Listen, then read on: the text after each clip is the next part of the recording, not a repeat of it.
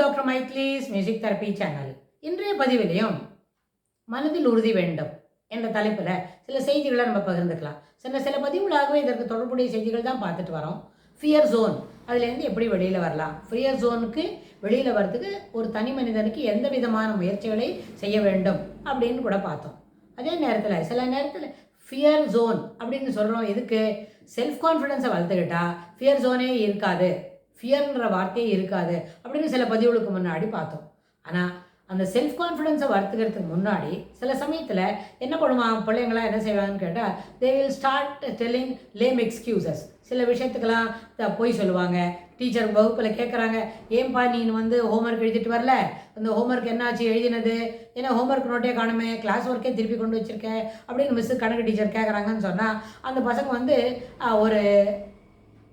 ஒரு ஏற்றுக்கொள்ள முடியாத ஒரு பதில் சொல்லுவாங்க. அது வீட்டில் வச்சுட்டு வந்துட்டேன், இல்லைன்னா ஹோம்ஒர்க் நோட்டை கிளாஸ்லேயே விட்டுட்டு போயிட்டேன், நேற்றுக்கு இது இப்போ தான் கிடச்சிது அப்படின்னு சொல்லுவாங்க.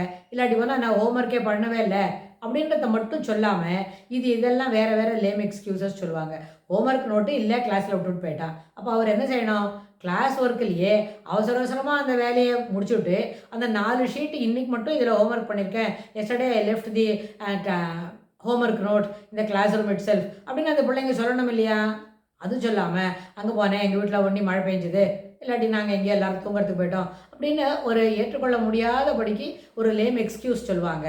அது மாதிரி சொல்லும்பொழுது you are suppose to face the ஃபியரும், அந்த ஃபியருக்கு ரிலேட்டடாக என்னெல்லாம் வரும் அதெல்லாமே நம்ம ஃபேஸ் பண்ணி தான் ஆகும். டீச்சர் நம்மளை கேட்டாலும் பெரியவங்களாக தானே இருப்பாங்க. நம்மளே 5ஆம் வகுப்பு படிக்கிறோம். 5ஆம் வகுப்பு படிக்கிற டீச்சருக்கு 5ஆம் வகுப்பு படிக்கிற அளவுலேயே இருக்கிற ஒரு டீச்சர் இருப்பாங்களா? இல்லையா? அவங்களுக்கு நிஜமாக ஒரு 30 இயர்ஸ் அப்படி இருக்கும் அப்படின்னு சொன்னால் 30 வயசு படிக்கிறவங்க எங்கே, 10 வயசில் இருக்கிற 5ஆம் கிளாஸ் படிக்கிற பையன் எங்கே? அப்போ என்ன செய்வாங்க?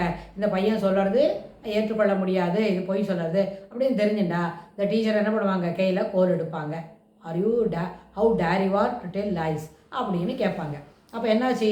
லேம் எக்ஸ்கியூசஸ் சொல்கிறதுனால ஃபியர் இன்னும் அதிகமாகவே தவிர அங்கேருந்து நம்ம ஃபியர் ஃப்ரீயாக இருக்க முடியாது, சாத்தியம் இல்லை. இது 5ஆம் வகுப்பு படிக்கிற மாணவனுக்கு மட்டும் இல்லை, வீட்டில் இருக்கிற பிள்ளைங்களுக்கு கூட உண்டு. அம்மாவும் வெளியில் போகிறாங்க, வெளியில் போயிட்டு வரும்போது வீட்டில் இருக்கிறதுக்குள்ளே அந்த மகள்கிட்ட சொல்லி வைக்கிறாங்க, இந்த பாலெல்லாம் காய்ச்சி வை, அப்புறம் இந்த மோர் பாத்திரத்தை இடம் மாற்றி வச்சு ஃப்ரிட்ஜில் தூக்கி வை, எல்லாத்தையும் மூடு, டைனிங் டேபிளை சுத்தம் பண்ணு அப்படின்னு சொல்லிட்டு போகிறாங்கன்னா அந்த பொண்ணு செய்யவே செய்யாமல் அது பாட்டு உட்காந்து கேட்ஜெட்டை பார்த்துட்டு வாசலில் யாரோட வந்தால் பேசிகிட்டு இருந்தா அவங்க வரும்போது என்ன செய்வாங்க? அவசரமாக பண்ணினா டேபிளில் தொடச்சிருக்காது, எதுவுமே செய்திருக்காது. அப்போ என்ன செய்வாங்க? லேம் எக்ஸ்கியூசஸ். என்ன செய்ய முடியல, ஏன் செய்யலை அப்படின்றதுக்கு ஒரு தவறான ஒரு கருத்து முன்னாடி சொல்லுவாங்க. உனக்கு அம்மா வாச்சு, அவங்க நிச்சயமாக நீ சொல்கிறது தவறுன்னு அவங்களுக்கு தெரியும். Then how you will be entertained? நிச்சயமாக அவங்க மிரட்டி தான் அந்த வேலையை கடினமான வார்த்தைகளை பயன்படுத்தி அதை செய்து முடிக்க சொல்லுவாங்க. இன்ஸ்டட் அம்மா போன உடனேவே இதோ செஞ்சுட்டாங்க, அம்மா வரத்துக்கு எத்தனை நேரம் ஆகுமோ தெரியாது, கடைக்கு தான் போயிருக்காங்க, 10 நிமிஷத்தில் நம்ம இந்த வேலையெல்லாம் முடிச்சுடுவோம் அப்படின்னு சொல்லி எல்லாம் கிச்சனில் சிங்கில் இருக்கிற 2-3 பால் பாத்திரம், இந்த டேபிள்லாம் தொடச்சி எல்லாத்தையும் எடுத்து நீட்டாக பண்ணினா அது அவங்களுக்கு ஹாப்பியாக இருக்கும்.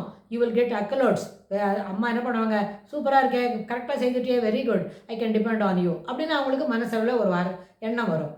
ஸோ அடுத்தவங்களோட டிபெண்டன்சின்ற அந்த வார்த்தை இருக்கே, வி ஆர் கிவிங்னு அடுத்தவங்களுக்கு நம்பிக்கை கொடுக்குறோம். அவங்க நம்மக்கிட்ட ஒரு வேலை செய்தால், வேலையை கொடுத்தா அந்த வேலையை நம்ம சிறப்பாக செய்வோம்னு. இப்போ கூட கடையில் போய் ஒருத்தர் ஒன்று வாங்கிட்டு வான்னு சொல்கிறோம். நம்ம வீட்டில் இருக்கிற பிள்ளைங்க தான், பக்கத்து வீட்டில் இருக்கிறவங்க இல்லை, நம்ம வீட்டில் இருக்கிற பிள்ளைங்களுக்கு நம்ம நிறைய செய்கிறோம். அவங்களுக்கு அதுக்கு பதில் பிரதியெல்லாம் எதிர்பார்க்குற சாதாரணமான விஷயம். கடையில் போய் இந்த நோட் புக் 2 வாங்கிட்டு வா, கடையில் போய் இந்த 2 சாப்பிட்றதுக்கு ஐட்டம் வாங்கிட்டு வா அப்படின்னு சொன்னால் அது இன்றைக்கி ஒரு புதன்கிழமை சொல்கிறோம். அடுத்த புதன்கிழமை தான் நம்ம அவங்கள பார்க்க போகிறோம்னு சொன்னால் அடுத்து நெக்ஸ்ட் டே தேர்ஸ்டேவே அவங்க வாங்கி கொடுக்கலாமா? சாத்தியம் உண்டா? அதெல்லாம் இல்லை. அடுத்த வெட்னஸ்டே மறுபடியும் நம்ம கேட்டபோது சாரி நான் மறந்துட்டேன், அடுத்த தடவை வாங்கி வைக்கிறேன்னு வாங்க.